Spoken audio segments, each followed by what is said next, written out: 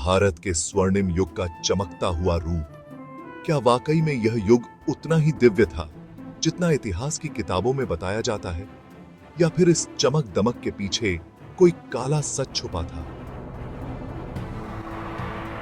जो लोगों की नजरों से दूर था? ये वो सवाल है जो सदियों से इतिहासकारों और विद्वानों को परेशान करता रहा है। एक ऐसा सवाल जिसका जवाब आज हम ढूंढने की कोशिश करेंगे। दो भारतों की कहानी।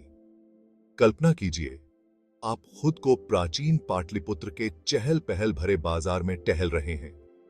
दोपहर के सूरज की रोशनी में जवाहरात चमक रहे हैं, रंग बिरंगे रेशमी कपड़े लहरा रहे हैं और हवा में व्यापार और हंसी की आवाज गूंज रही है।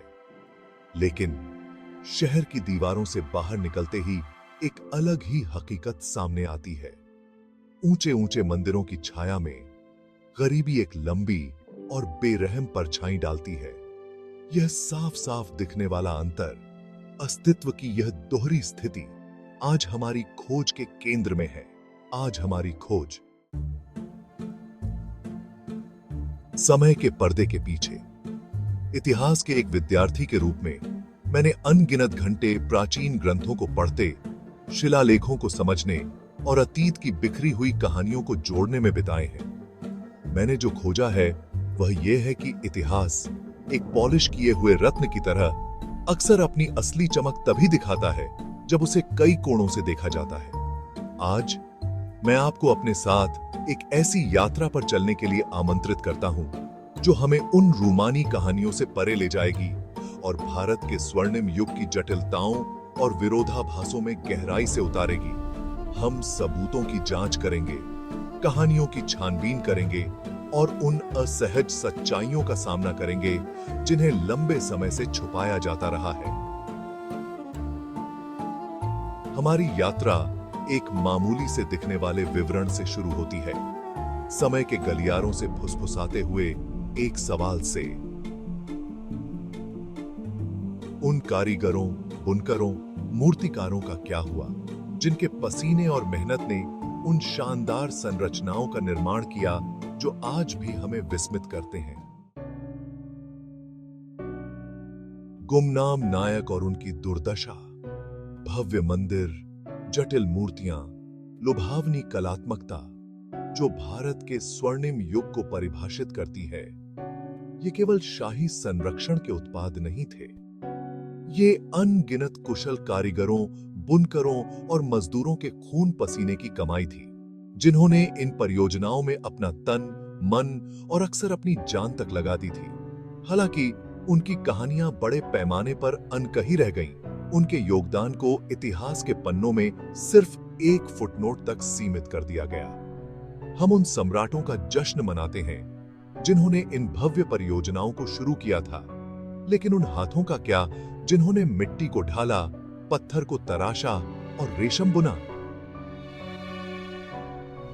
ये साहपासा देखिए हमें हमारी पड़ताल के सबसे महत्वपूर्ण बिंदु पर लाता है, जहां एक तरफ अभिजात वर्ग स्वर्णिम युग की समृद्धि का आनंद ले रहा था, वहीं दूसरी तरफ इसी समृद्धि की रीढ़ कारीगर और मजदूर अक्सर कठिनाई और गुमनामी भरे जीवन जीने को मजबूर थे। उनकी कहानियां, उनके संघर्ष और उनके योगदान को सामने लाने की जरूरत है। स्वर्णिम आवरण में दरारें, अनकही दास्तां। कारीगर अपनी महत्वपूर्ण भूमिका के बावजूद अक्सर वैभव की छाया में रहते थे। उनकी मजदूरी कम थी, उनके रहने की स्थिति दयनीय थी और सत्ता के गलियारों में उनकी आवाज शायद ही कभी सुनी जाती थी। एक युवा मूर्तिकार की कल्पना कीजिए, जिसकी उंगलियां सालों से नक्काशी करने से सख्त हो चुकी हैं। वह दिन रात एक भव्य मंदिर के अग्रभाग पर काम कर रहा है। वह पहचान पाने का, अपने परिवार के लिए बेहतर जीवन का सपना देखता है। फिर भी जब मंदिर अंततः बनकर तैयार होता है तो उसका नाम इतिहास से मिट जाता है। उसके योगदान को केवल संरचना की खामोश भव्यता ही स्वीकार करती है। भारत के स्वर्णिम युग के दौरान अनगिनत कारीगरों के लिए यही हकीकत थी। उनकी कहानियां, हालांकि शायद ही कभी दर्ज की गई हों, उनके द्वारा बनाए गए स्मारकों के ताने बाने में उकेरी गई हैं। यह जटिल विवरणों में अभिव्यक्ति की सूक्ष्म बारीकियों में है कि हमें उनकी आशाओं, उनके सपनों और उनके खामोश संघर्षों की झलक मिलती है। स्वर्णिम युग का असली चेहरा, 3 असहज सच्चाइयां। अब समय आ गया है कि हम भव्यता की परतों को हटाएं और उन असहज सच्चाइयों का सामना करें जिन्होंने इस युग को दागदार किया। पहला, आर्थिक असमानता। जहां शासक वर्ग और व्यापारी समूहों ने धन संचित किया, वहीं आबादी का एक बड़ा हिस्सा, खासकर कारीगर और मजदूर, गरीबी और शोषण से जूझ रहा था। दूसरा, सामाजिक पदानुक्रम। इस अवधि के दौरान जाति व्यवस्था ने अपनी पकड़ मजबूत की, निचली जातियों को और हाशिए पर धकेल दिया और सामाजिक असमानताओं को कायम रखा। तीसरा, आक्रमणों के प्रति संवेदनशीलता। अपनी प्रगति के बावजूद स्वर्णिम युग आक्रमणों की लहरों से प्रभावित था, जो साम्राज्य की अंतर्निहित कमजोरियों को उजागर करता है। ये मुद्दे हालांकि अक्सर अनदेखी की जाती है, भारत के स्वर्णिम युग के चमकदार आवरण पर एक लंबी छाया डालते हैं। वे हमें याद दिलाते हैं कि प्रगति अपने सबसे शानदार रूप में भी अक्सर एक कीमत पर आती है। अपने सबसे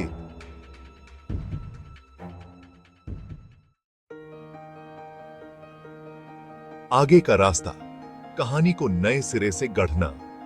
इन असहज सच्चाइयों को स्वीकार करना भारत के स्वर्णिम युग की उपलब्धियों को कम करना नहीं है, बल्कि इस जटिल अवधि की अधिक सूक्ष्म और संपूर्ण समझ हासिल करना है। तभी हम इसकी जीत और असफलताओं दोनों से सीख सकते हैं। पहला, हाशिए पर पड़े लोगों की आवाजों को बुलंद करना। हमें पुरातात्विक साक्ष्यों, साहित्यिक कृतियों और मौखिक इतिहास में गहराई से उतरना होगा, ताकि कारीगरों, मजदूरों और हाशिए पर रहने वाले समुदायों के अनुभवों का पता लगाया जा सके। उनकी कहानियों को बताया जाना चाहिए और उनके योगदान को स्वीकार किया जाना चाहिए। दूसरा, मौजूदा कहानियों को चुनौती देना। यह समय रूमानी खातों से आगे बढ़ने और स्वर्णिम युग की सामाजिक आर्थिक वास्तविकताओं की गंभीरता से जांच करने का है। हमें सामाजिक असमानता, आर्थिक शोषण और समाज के विभिन्न वर्गों पर आक्रमणों के प्रभाव के बारे में खुली चर्चा में शामिल होना चाहिए। तीसरा, वर्तमान के लिए सबक लेना। अतीत की जटिलताओं को समझकर हम वर्तमान के लिए मूल्यवान सबक ले सकते हैं।